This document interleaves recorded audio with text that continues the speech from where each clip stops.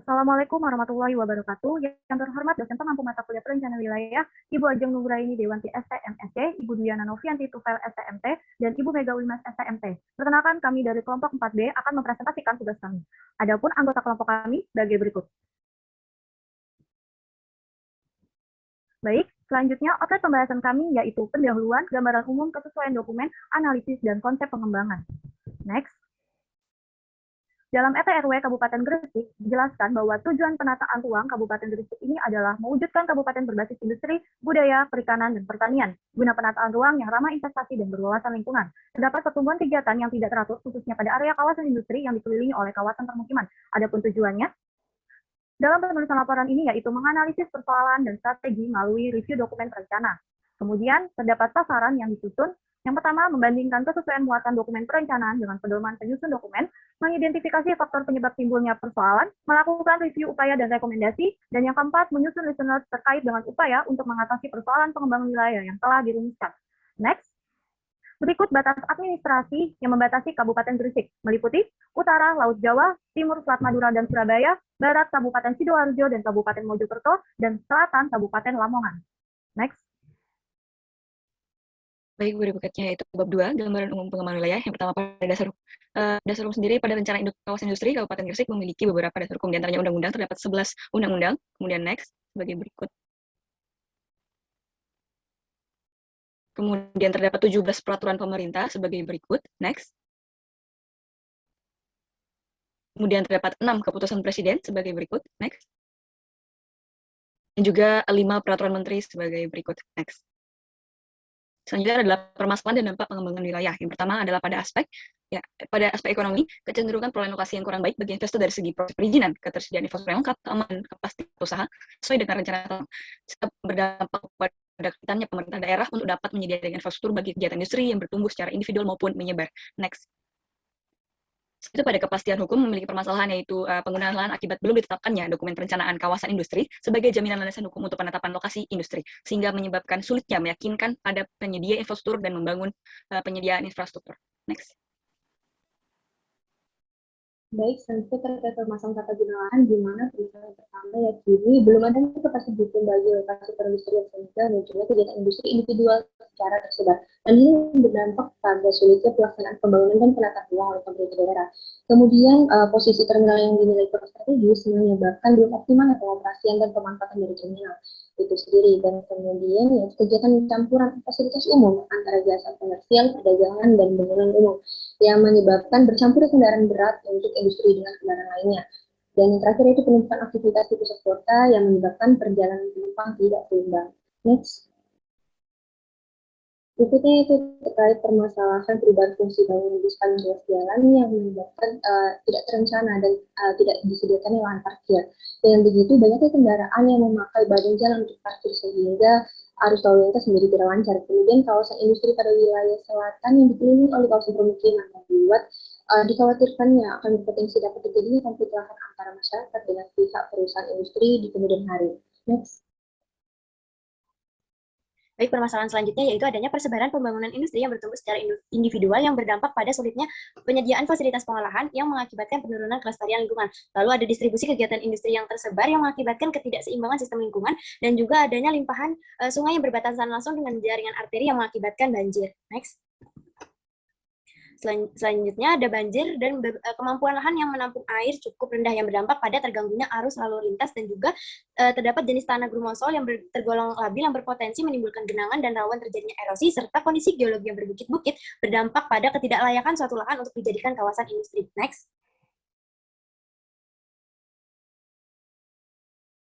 Baik, mungkin langsung saja saya lanjutkan. Selanjutnya itu permasalahan prasarana, di mana pemakaian air yang sangat besar oleh industri besar ini akan berdampak pada belum terlayani dengan optimal terkait pelayanan air bersih yang seimbang. Next.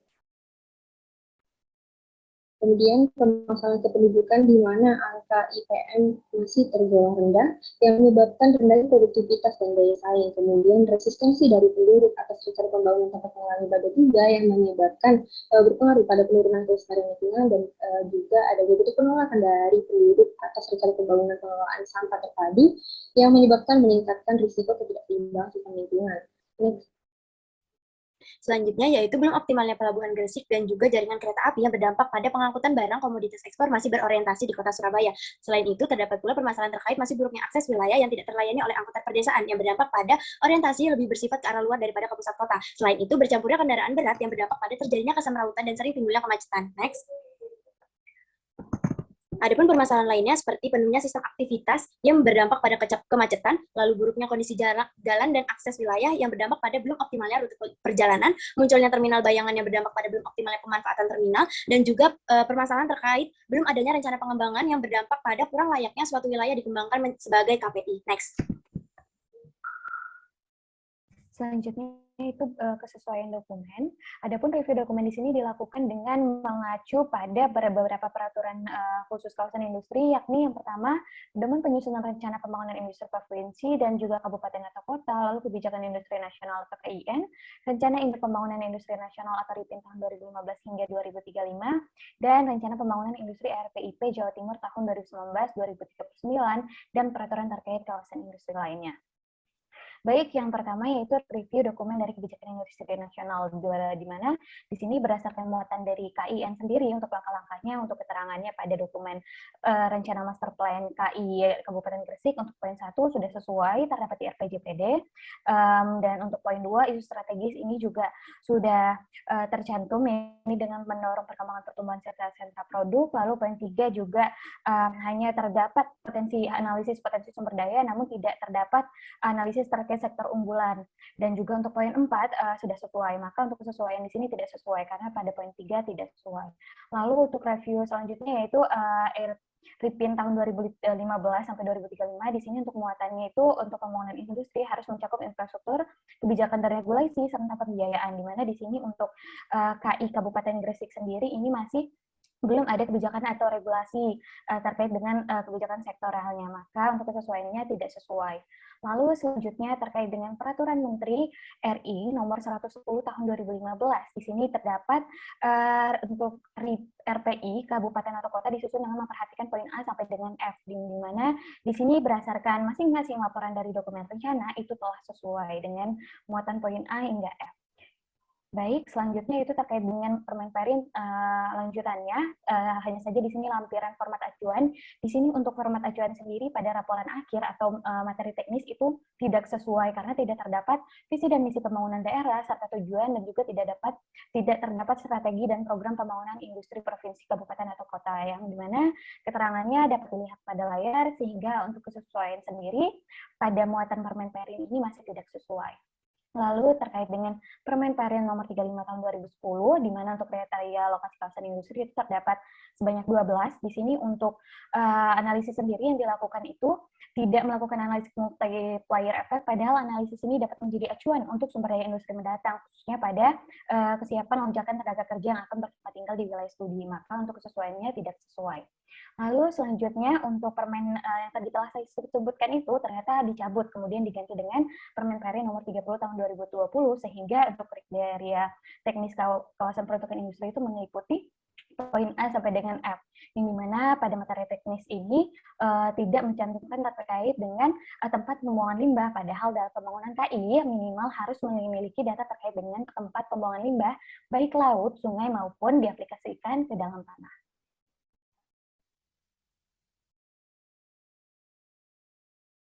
Selanjutnya ada konsistensi luaran, di mana pada laporan pendahuluan beberapa luaran telah sesuai, namun tidak ditemukan adanya formulir hasil survei lapangan, di mana formulir tersebut menjadi salah satu luaran pada bab 1, kemudian pada laporan fakta dan analisa tidak dijelaskan dan dibuatkan sebuah sendiri mengenai potensi dan permasalahan umum, tetapi analisis yang disebutkan pada materi luaran hanya didapati 4 dari 8 analisis yang disebutkan, dan pada laporan akhir telah menjelaskan terkait dengan gambar umum kawasan, akan tetapi pada laporan akhir belum menjelaskan terkait dengan konsepsi rencana, yaitu ekoindustri. Next.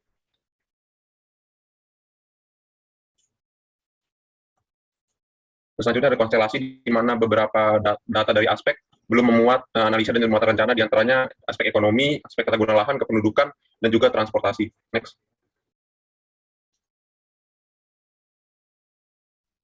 Baik, selanjutnya masuk kepada analisis di mana dilakukannya peninjauan atau review atas upaya dan rekomendasi pengembangan wilayah yang diberikan dalam perencanaan dan kawasan industri ini atas permasalahan yang telah diidentifikasi pada laporan faktor dan analisa sebelumnya, di mana untuk permasalahan ekonomi yang kecenderungan pengelolaan lokasi yang kurang baik bagi investor ini, rekomendasi diberikan terkait penyusunan review RW delineasi yang direkomendasikan atau dianggap layak untuk kegiatan industri. Kemudian untuk izin kegiatan industri pada kegiatan yang berada di luar kawasan, maka kedepannya untuk memberikan pengurusan izin perpanjangan pada pemerintah dilakukannya masuk diarahkan pada kawasan industri. Kemudian penentuan alternatif kawasan industri dengan infrastruktur lengkap yang harga lebih terjangkau.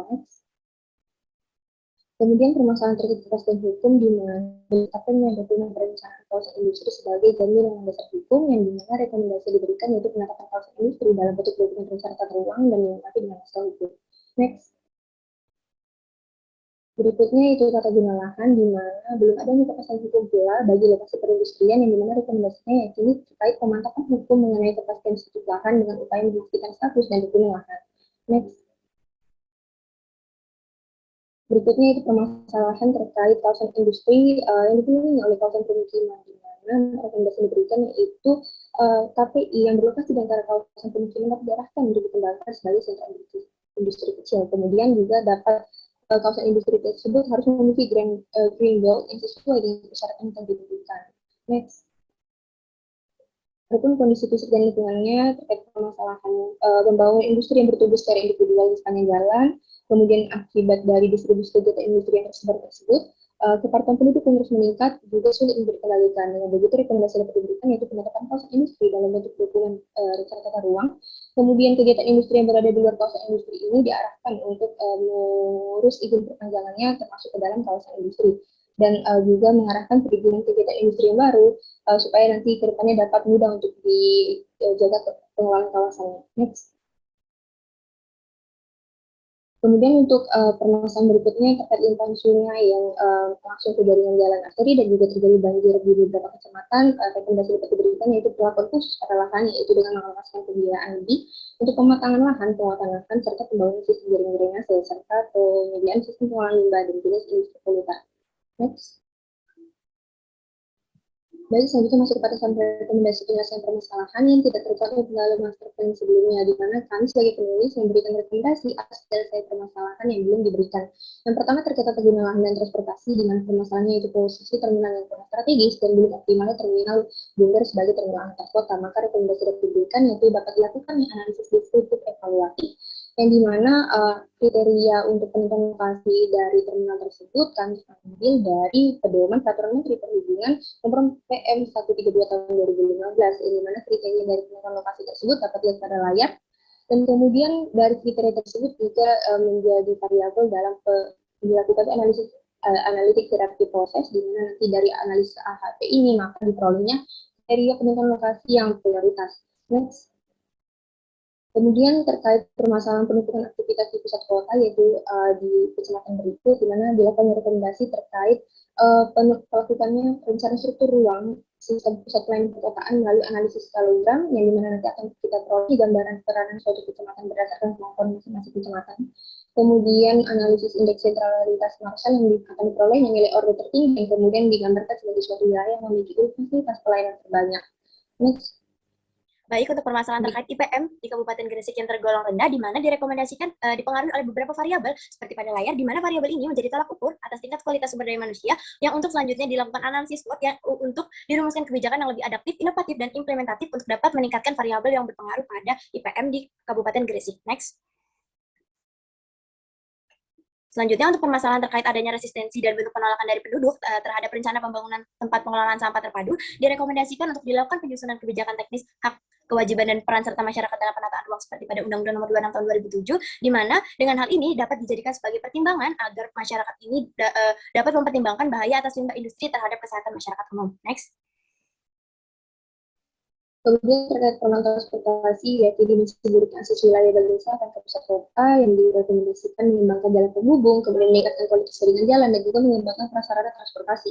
Kemudian permasalahan aksesibilitas dari dan menuju Pulau Bawen yang rendah, di sini diberikan rekomendasi mengembangkan prasarana transportasi laut berupa pelabuhan penyeberangan, Dan kemudian munculnya terminal bayangan yang diberikan rekomendasi berupa peningkatan standar pelayanan penyelenggara terminal, kemudian juga penyusunan kebijakan teknis terkait penurunan dan pengangkutan penumpang yang harus dilakukan di terminal angkutan penumpang resmi. Next. Baik, untuk selanjutnya yaitu konsep penanganan persoalan. Yang pertama yaitu rangkuman permasalahan kawasan industri Kabupaten Gresik. Yang pertama yaitu sulitnya akses perizinan dan kepastian lokasi usaha yang diperolehnya yang berakibat belum ditetapkannya dokumen perencanaan. Yang kedua yaitu ditemukannya keadaan tata guna lahan yang tidak teratur. Yang selanjutnya yaitu masih buruknya akses wilayah bagian selatan ke pusat kota. Selanjutnya yaitu belum optimalnya penggunaan pelabuhan Gresik. Yang kelima yaitu bercampurnya kendaraan berat untuk industri dan kendaraan lainnya. Untuk yang terakhir yaitu ancaman bencana banjir dengan ditetapkannya kawasan rawan bencana banjir seluas 9.608,80 hektar atau sekitar 8,7% dari total seluruh luas Kabupaten Gresik. Next. Untuk konsep mengembangkan kawasan industri Kabupaten Gresik berdasarkan permasalahan prioritas dan ancaman yang telah diketahui, diperlukan suatu konsep yang mampu untuk menampung dan mencegah dampak yang akan ditimbulkan oleh permasalahan tersebut. Maka konsep yang tepat untuk mengembangkan kawasan industri Kabupaten Gresik adalah konsep ekoindustri. Konsep ekoindustri ini bertujuan untuk meminimalisir terjadinya dampak yang tidak diinginkan, maka diperlukan konsep simbiosis yang kiranya dapat saling menguntungkan antara pelaku maupun usaha industri dengan ekosistem ataupun lingkungan sekitar. Selanjutnya itu ada konsep kawasan industri pengelompokan. Yang pertama yaitu EIP adalah kawasan industri yang dikembangkan dan dikelola untuk memperoleh sebuah kawasan bisnis yang sempurna.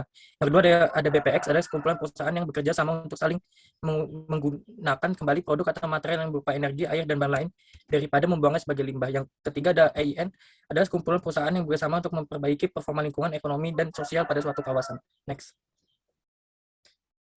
Selanjutnya ada konsep kawasan industri, yakni pembangunan industri hijau yang bertujuan untuk mewujudkan industri yang berkelanjutan dalam rangka efisiensi dan efektivitas penggunaan sumber daya alam secara berkelanjutan, serta lingkup pembangunan industri hijau meliputi standarisasi industri hijau dan pemberian fasilitas untuk industri hijau yang telah diatur oleh Peraturan Menteri Perindustrian. Yang dimana untuk konsep kawasan industri untuk pembangunan industri hijau ini terdiri dari strategi pengadaan syarat sertifikat industri hijau, di mana di sini pemerintah daerah dapat meminta sertifikat industri hijau kepada setiap industri yang berdiri di kawasan industri sebagai komitmen perusahaan untuk kooperatif dalam mewujudkan tujuan penataan ruang. Kemudian yang kedua yaitu dengan penetapan zona pengendalian pertumbuhan atau growth control, yaitu pengendalian pertumbuhan yaitu adalah TPZ yang diterapkan melalui pembatasan pembangunan dalam upaya perlindungan karakteristik kawasan. Selanjutnya sistem jaringan jalan pada kawasan industri yang dikembangkan yang pertama yang merupakan jalan arteri, jalan kontur, dan lokal. Next. Selanjutnya sistem jaringan transportasi laut yang mana di Kabupaten Gresik terdapat satu pelabuhan Kalihiran yang berfungsi sebagai pelabuhan industri yang sejalan dengan rencana pengembangan kawasan industri. Maka pembangunan pelabuhannya yang berkonsepkan ekoport yang memiliki 4 pilar utama. Salah satunya pemenuhan semua persyaratan regulasi di bidang lingkungan hidup. Next, selanjutnya penutup. Terdapat 7 aspek permasalahan terkait pada kawasan industri Kabupaten Gresik. Terdapat 3 kali pernyataan tidak sesuai dalam 5 peraturan yang digunakan sebagai pertimbangan. Terdapat 2 aspek yang tidak ditemukan rekomendasi dan muatan rencananya. Terdapat 3 persoalan yang tidak memiliki luaran, yaitu aspek tata guna lahan, transportasi dan kedudukan, serta rekomendasi. Serta penulis yang banyak menemukan manfaat terutama terkait dengan konsistenan sebuah laporan rencana. Next, selanjutnya teman pembelajaran yang didapat yaitu pada pengembangan kawasan industri perlunya kebijakan regulasi sebagai persyaratan untuk pembangunan industri yang menjadi dasar penyusunan rencana. Optimalan kawasan industri hijau agar dapat meminimalisir dampak pembangunan sistem penanganan limbah, peningkatan kualitas SDM, optimalan pembangunan jaringan jalan, serta perencanaan mitigasi bencana pada kawasan industri. Next. Terima kasih. Sekian presentasi dari kelompok kami. Kurang lebihnya mohon maaf. Wassalamualaikum warahmatullahi wabarakatuh.